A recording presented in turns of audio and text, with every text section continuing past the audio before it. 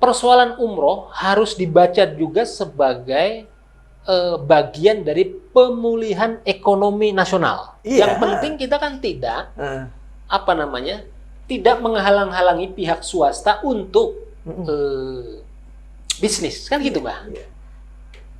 Jawaban dia apa? Apa SDM kita tidak siap.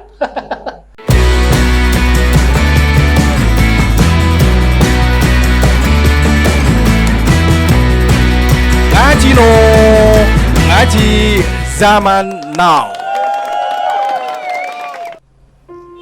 2 tahun Indonesia dikebuk pandemi. Ibadah umroh ditutup total. Dan ini berefek ke tidak hanya perusahaan travel dan umroh, tapi juga ke calon jamaah umroh.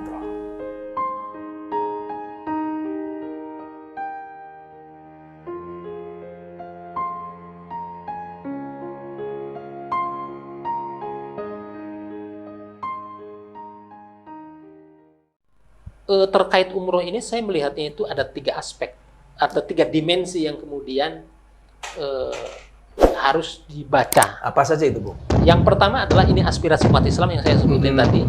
Umat Islam sudah 2 tahun itu sempat memang untuk umroh itu sempat buka tutup lagi, buka tutup lagi, gitu ya, dengan protokol kesehatan ketat begitu ya. Yang kedua adalah persoalan umroh harus dibaca juga sebagai bagian dari pemulihan ekonomi nasional. Data kita itu terdapat kurang lebih 800 sampai 1 juta orang per musim. Artinya apa? Kalau misalnya harga umroh itu 25 juta per orang, kali 1 juta berarti ada 25 triliun uang berputar. Itu kalau standarnya 25 juta. Kalau lebih dari itu ya bisa lebih gitu ya. Jadi ini bisa membangkitkan ekonomi nasional juga dan ekonomi negara tujuan Arab Saudi. Iya. Kan jamaah umroh yang paling royal, dikenal paling royal di Arab Saudi kan jamaah kita begitu ya, suka belanja. Dan tentu satu lagi, Bung Sol ya. Dapur travel umroh itu bisa ngebola. Itu pasti. Itu periuk ekonomi Itu mereka. pasti. Bukan hanya dapil travel, Mbah. Ya. Maskapai nasional kita, Mbah. Ya, maskapai nasional yang kemarin ada info-info banyak yang rugi, Betul. ada pemutusan kerja, Betul, gitu kan. PHK dan kemudian menghidupkan ekonomi lah. Dan yang ketiga adalah ini pesan penting kepada masyarakat dunia bahwa Indonesia itu bisa lebih cepat pulih dan bangkit dibanding negara-negara yang katanya negara maju. Singapura tetap. Berarti ini terkait dignity Indonesia ya. Betul. Iya kan. Maksud saya, Indonesia itu termasuk salah satu yang sukses. betul. Karena saya meyakini bahwa Indonesia itu adalah negara yang diberkahi gitu ya. Karena banyak ulama, banyak kiai, banyak orang-orang yang masih ikhlas gitu ya, Mbak. Nah, hari ini kita kemarin-kemarin kan mungkin pemerintah kenyang ya dikritik tiap hari oleh pengamat, oleh apa bahwa kacau balau penanganan penanganan COVID kita begitu ya. Tapi ternyata hari ini kita merasakan bahwa gampangannya beginilah, Mbak. Kemarin-kemarin sebulan yang lalu atau bahkan 2 bulan yang lalu, berita tentang kolega teman atau temannya teman kita begitu ya, itu kan berita meninggal itu hampir tiap hari, tiap jam begitu ya, di Facebook, di media sosial gitu ya. Sekarang hampir jarang sekali gitu. Artinya ini kondisi ini tentu saja kita inginkan bisa sampai seterusnya begitu dan lebih baik dan lebih baik. Nah, maka ini juga menjadi kampanye, menjadi yang tadi bahasa Mbah itu dignity begitu ya, atau menjadi ketika umroh kita ini bisa jalan, ini akan dengan sendiri menjadi kampanye global. Indonesia udah aman. Jadi tidak hanya kampanyenya itu terkait dengan Bali saja dibuka. Tapi bagaimana terpenting kalau Bali kan wilayah domestik kita, Mbak. Iya. Nah, tapi bagaimana kita juga dengan umroh ini juga diterima oleh negara Arab Saudi atau negara yang nanti misalnya transit gitu ya. Nah, ini saya kira pentingnya membaca bahwa umroh ini adalah bukan sekedar ibadahnya umat Islam. Bahwa tadi di awal saya bilang ini adalah aspirasi umat Islam, it's okay. Tapi goalnya itu lebih besar dari itu. Goal setelahnya adalah pemulihan ekonomi, yang kedua adalah campaign di pentas global. Nah, saya kira akan menjadi Kemenlu atau kemudian karena umroh ini kan menyangkut banyak sektor, Mbak.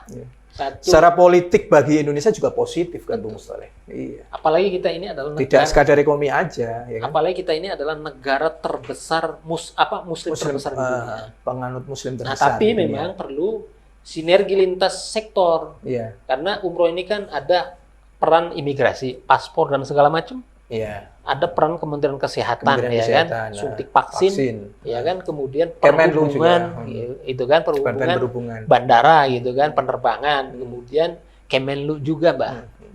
Saya pernah baca Undang-Undang Nomor 8 Tahun 2019 ya, Ya. tentang penyelenggaraan ibadah umroh disebut masih dilakukan oleh swasta.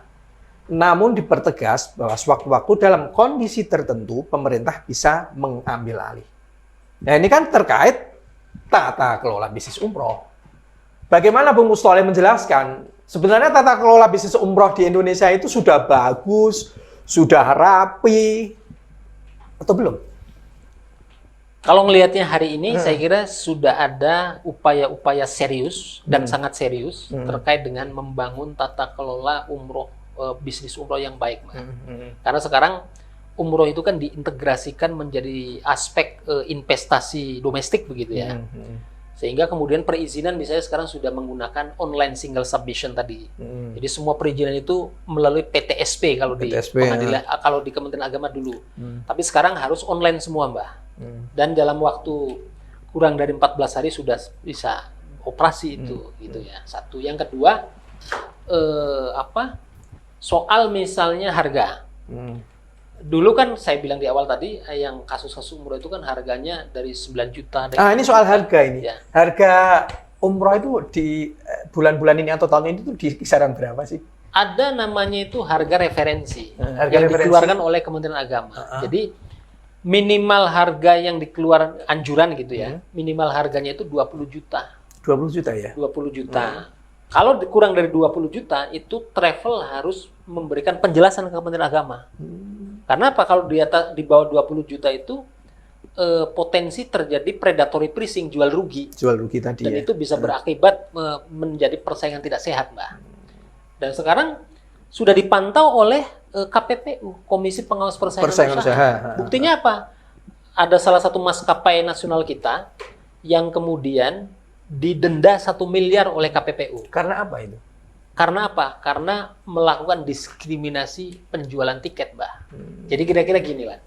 Sekarang itu kurang lebih ada travel umroh itu 1.000, kurang lebih ya. 1.000 travel se-Indonesia. Nah, tapi maskapai tersebut itu hanya menunjuk beberapa travel saja untuk menjual tiket pesawat dia, yang termasuk maskapai yang paling laris nih. Nah, tapi dengan sembunyi-sembunyi, bukan sembunyi, tidak transparan begitu Tidak ya. transparan. Sehingga apa? Seringkali kita dulu, Mbak, ada curhat-curhatan teman-teman travel itu begini. Saya mau beli misalnya 2020 begitu ya. Potensi umrohnya itu saya bisa mendapatkan kira-kira 1.000 jamaah. Berarti saya kan harus menjadikan tiket, beli tiket ke maskapai 1.000 jamaah. Apa yang terjadi? Ternyata tiket itu sudah diborong oleh salah satu traveler tertentu, Mbak.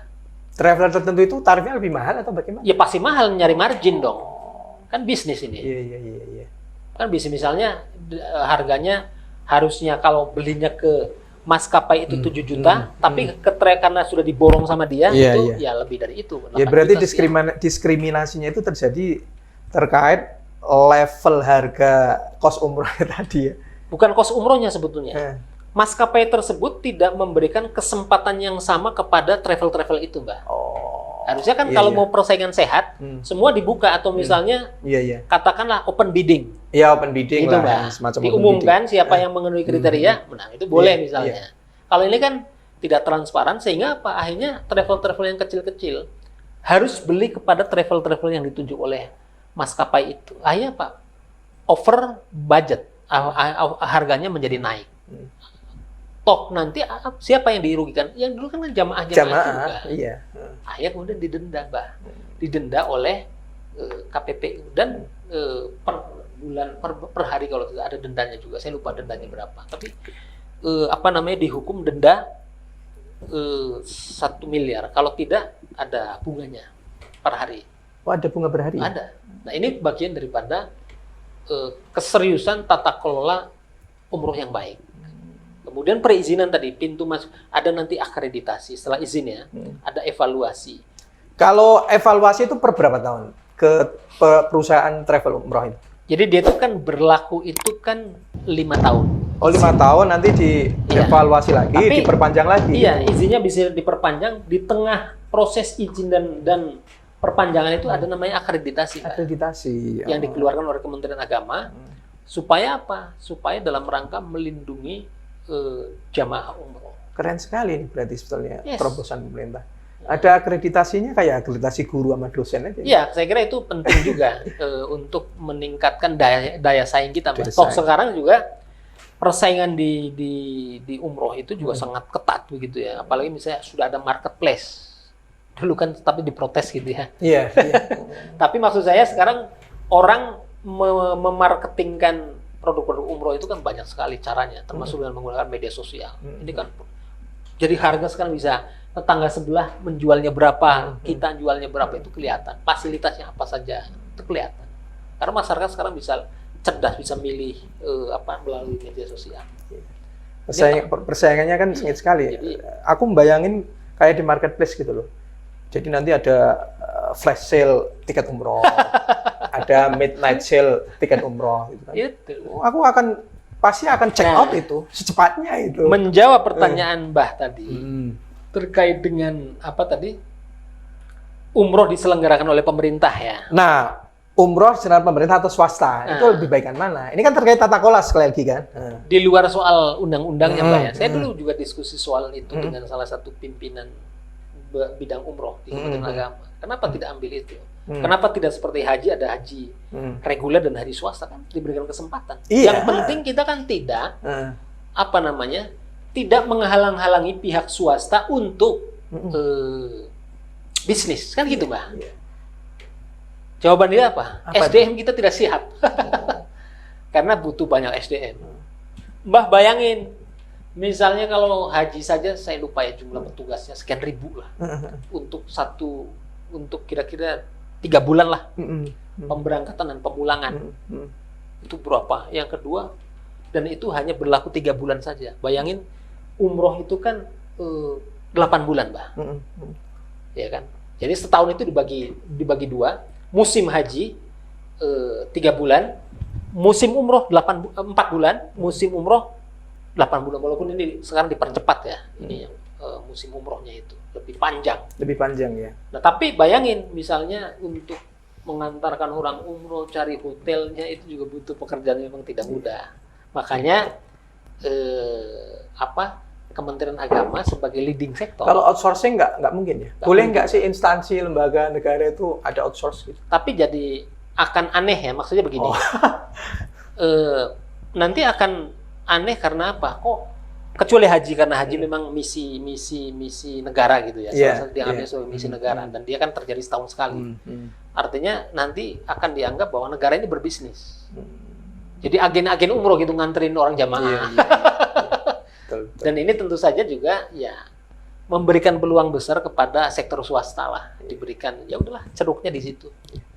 Berarti lihat kondisi dan fakta sekarang, Ya. mendengar penuturan dari Bung Mustoleh terkait ide penyelenggaraan umroh oleh Kementerian Agama misalnya itu ya belum, saya kira belum memungkinkan ya terkait SDM dan seterusnya tadi. Makanya bahasa di undang-undang itu kan dalam kondisi tertentu. Nah itu Nah, dia dalam kondisi tertentu ya. Pengertian kondisi tertentu itu kan multitafsir, Mbak.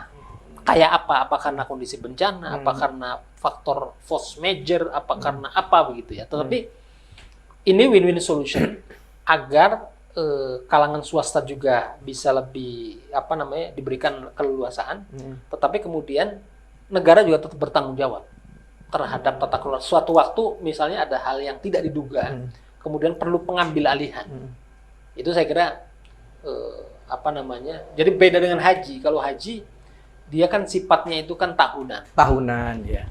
Bayangin misalnya haji itu Tapi saya sering bilang ke teman-teman media itu bahwa memang faktor umur ini harus diberikan perhatian lebih, Mbak. Satu, dari aspek masa pemberangkatan umroh ini kan panjang 8 bulan, ya kan? Kemudian jamaah yang berangkat juga sekian kali lipatnya, sampai 1 juta. 1 juta jamaah. Jamaah per musim gitu ya. 5 kali lipat lah atau 4 kali lipat dari jamaah haji kan. Dan dananya juga lebih besar. Lebih gitu. besar. Sehingga Ya. kemudian perlu ada tadi penguatan ya hasilnya tadi penguatan regulasi. Regulasi gitu ya. Jadi jangan sampai kemudian di kemudian hari pemerintah atau negara dipermalukan dengan kasus-kasus oknum-oknum travel nakal yang kemudian membuat gaduh negara seperti yang terjadi pada tahun-tahun sebelumnya, Mbak. Nah, tadi kan itu kira-kira. Bung Soleh menjelaskan bahwa dalam kondisi tertentu, negara dalam hal ini Kementerian Agama itu kan bisa mengambil alih. Dan saya mendengar juga Bung Soleh itu termasuk di garda terdepan ya, yang mengadvokasi korban tipu-tipu umroh yang 2017-2019 itu. Nah, sekarang itu setelah nasib itu gimana? Kejelasan endingnya itu gimana? Yang mana endingnya? Yang korban first travel atau Abu Thor itu, Kalau kan apakah negara sudah mengambil alih untuk apa maksudnya? Mengambil alih dalam hal apa? Itu sudah dilakukan atau belum? Kalau first travel kan sudah jelas, dia putusan akhir kasasi Apa dari Mahkamah Agung. Mahkamah Agung apa tuh? Itu kan asetnya dirampas untuk negara, Mbak. Oh, aset first travel dirampas? Dirampas negara. Oh, Tapi oh. saya dengar terakhir itu katanya ada mau PK kalau tidak salah, peninjauan kembali ya. Apa jadi diajukan atau tidak saya belum update ya. Tapi yang jelas memang saya juga mengawal sidang itu ya, datang ke pengadilan negeri Depok waktu itu. Iya, Di pengadilan tingkat negeri Depok. pertama memang ya kecewa dengan perintah pengadilan, putusan pengadilan yang merampas asetnya.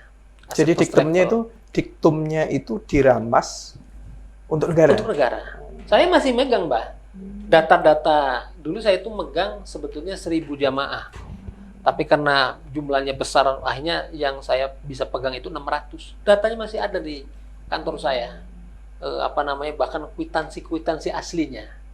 Oh, ada semua itu ya. Dan saya dulu juga mengadvokasi ada semua foto-fotonya, termasuk yang inisiasi mediasi dengan Kementerian Agama saya dulu sebelum ramai di Bareskrim ya. Iya, iya. Sebelum ke situ saya coba persuasi datang, sempat ketemu juga dengan dengan pemilik travel.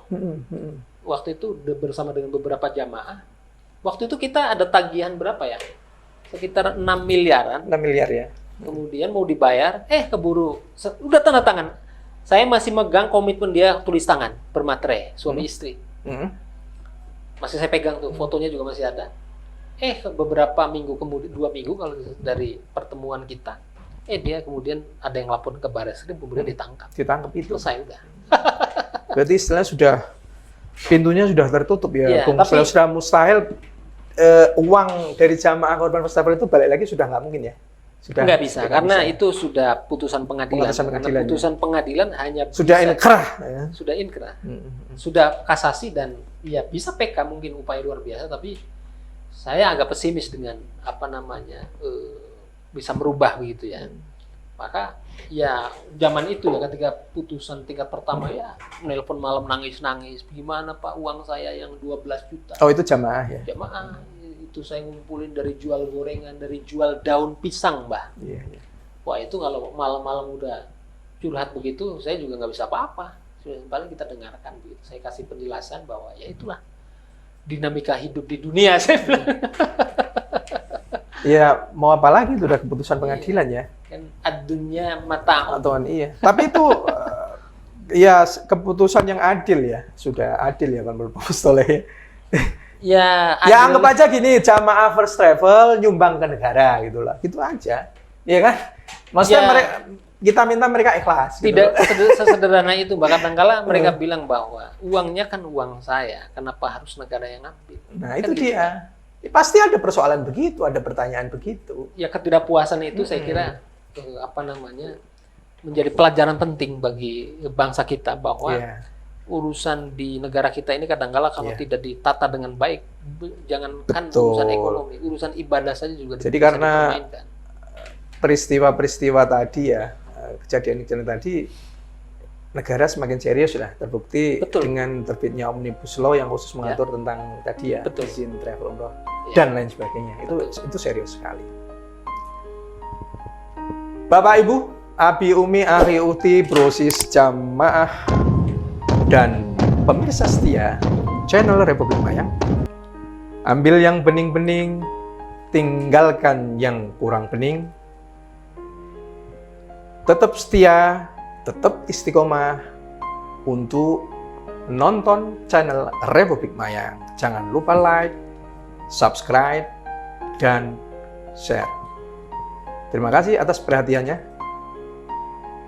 Wassalamualaikum warahmatullahi wabarakatuh. Waalaikumsalam.